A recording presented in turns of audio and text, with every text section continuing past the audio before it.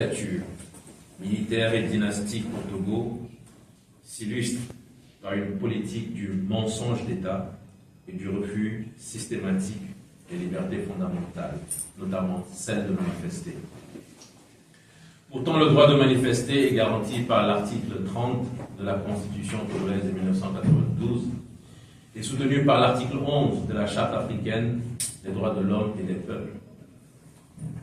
À 3 reprises, en effet, le régime au pouvoir a interdit des manifestations citoyennes pacifiques et dûment déclarées, au mépris total des dispositions de la loi encadrant les manifestations publiques.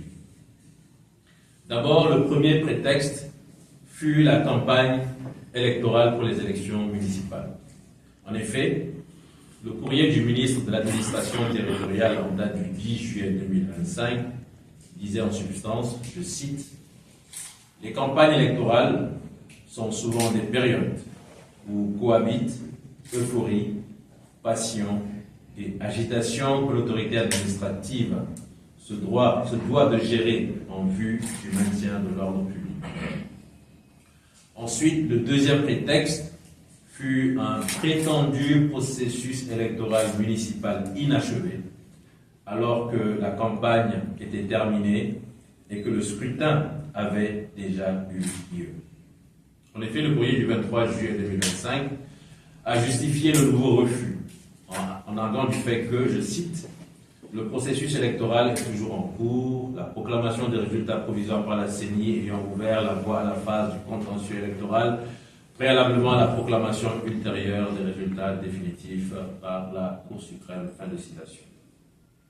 Et enfin, plus gravement, le troisième courrier a imaginé de nouveaux prétextes particulièrement saugrenus comme, je cite, « Le trajet de la marche qui passe tout le long de la lagune de Baie, lieu même où certains corps ont été repêchés, présente un risque élevé de bousculade. » Fin de citation.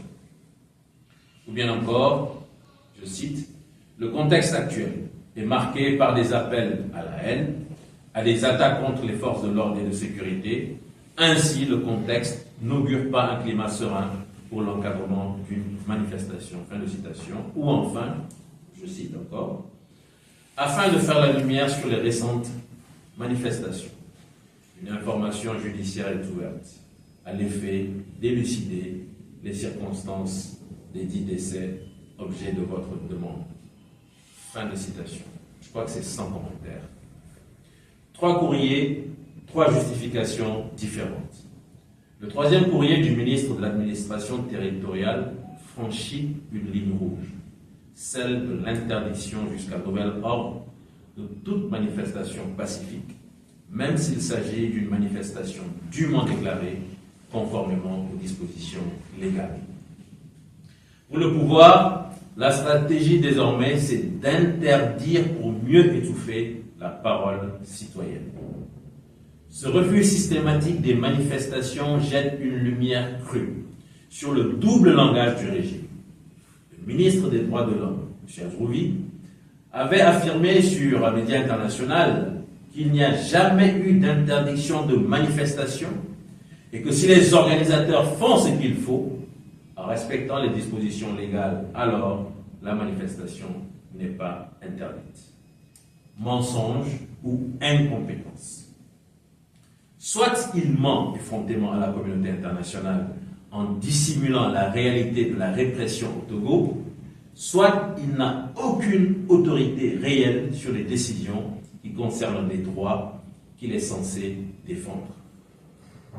Dans les deux cas, il décrédibilise la fonction qu'il occupe et démontre une chose. Le droit de manifester n'est plus garanti dans notre pays en dépit de son inscription claire dans la Constitution. À partir de là, des conséquences s'imposent et il faut les tirer. Le peuple togolais ne peut plus accepter cette fermeture brutale de l'espace civique, cette dérive autoritaire qui consiste à décider du moment où le peuple peut pleurer ou se recueillir. L'émotion ne se décrète pas, la mémoire ne se censure pas.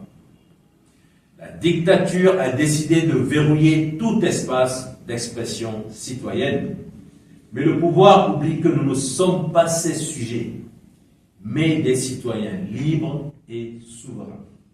Et en tant que tels, nous avons le devoir de résister à toute forme d'injustice. Et nous refusons d'être gouvernés par la peur, le mensonge et le mépris. Face à cette situation, le Front citoyen Togodo et la Novation internationale et toutes les autres organisations citoyennes signataires appellent à une journée de désobéissance civile le samedi 16 août 2025 à travers une opération Togo mort. Un geste pacifique, puissant pour exprimer notre refus de la soumission à un État qui piétine nos droits et notre dignité. Une journée de silence, de fermeture, de recueillement et de refus. Refus de la soumission, refus de l'oubli, refus du bâillon. Lorsque l'État interdit systématiquement les manifestations légales et obture l'espace civique, il pousse inévitablement le peuple à reprendre la rue par d'autres moyens. Le M66 annonce une grande manifestation nationale spontanée le samedi 30 août 2025. La société civile se tient aux côtés du peuple. Elle soutient cette démarche et appelle toutes les forces démocratiques à la convergence, à s'organiser et à se préparer. Nous manifesterons pour nos martyrs. Nous manifesterons pour notre liberté. Nous manifesterons pour notre Constitution. Nous manifesterons pour les détenus politiques. Nous manifesterons pour une bonne gouvernance. Le Togo n'est pas une prison. Il est notre pays. Il est notre avenir. Tous ensemble, mettons un terme définitif à la dictature militaire et dynastique qui a pris en otage le Togo depuis trop longtemps. Observons tous ensemble l'opération Togo mort ce samedi 16 août 2025. Je vous remercie.